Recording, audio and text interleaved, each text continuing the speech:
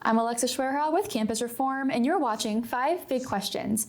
Earlier this month, riots erupted at the University of New Mexico outside of a Tomi Lahren event sponsored by Turning Point USA. Campus Reform received video of approximately 75 protesters that rallied in the hallway while the event was going on. The video showed protesters attempting to break through a police barricade to enter the room, and protesters reportedly pulled the fire alarm to cut the speech short. Joining me now to break down what exactly happened is Turning Point USA Chapter President and Chair Erica Rodriguez, who helped organize the event and was on the scene. Erica, thank you so much for joining me today. Yeah, thank you for having me.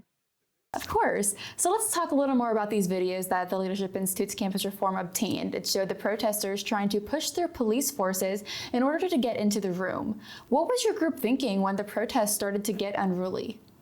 So 75 is actually the number of people that started out just coming in and standing outside of the building, or outside of the room. But by the time people were pushing up against the police, it was more like 300. So there were so many people out there, and it was really scary to think, like, what if these people do get in the room? Are they going to hurt my speaker? Are they going to hurt me? Are they going to hurt any of my guests? Um, and I do support their right to protest. I do support their right to disagree with the speaker I brought. What I do not support their right to do, which they don't have a right to do, is to threaten, intimidate, and make us afraid. That was not okay. Absolutely. And has a protest of this size happened on campus before? And why do you think that your event was targeted? I know that Turning Point USA was active before COVID on the UNM campus, and they did bring Milo Yiannopoulos, I think in 2016 or 2017. And so that's a pretty infamous story here as well, that there was a protest of similar proportions. However, that was not anything I was ever a part of. I was still in high school at the time. I never even heard about it till this year. But yeah, I did get some notifications from former chapter presidents saying, good job, you've had a protest this size on your campus again. Thank you for making those kinds of waves on campus. But no, as far as any event I've ever had, I've never had a protest. I've never had anyone say anything other than, general obscenities that they say about my club, which happens all the time. This was the first time. And for Tomi Lahren, I guess she's just controversial. I guess she really just rubs a lot of people the wrong way, which is fine. Again, I support their right to not like her, but I also had a right to have her here. Absolutely. It's freedom of speech. You're allowed to bring the speakers you want to campus, just like they are allowed to protest. But what's not okay is when it gets unruly and borderline violent. So we have this protest on campus. As you said, about 300 people show up in protest. What were you hearing on campus in the days that followed the event?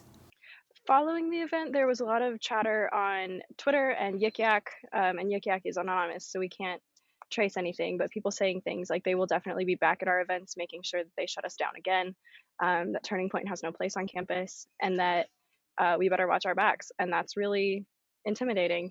But I think it's died down a lot. I haven't heard anything. No one has done anything to our table when we set up, and we set up 5 times since our event.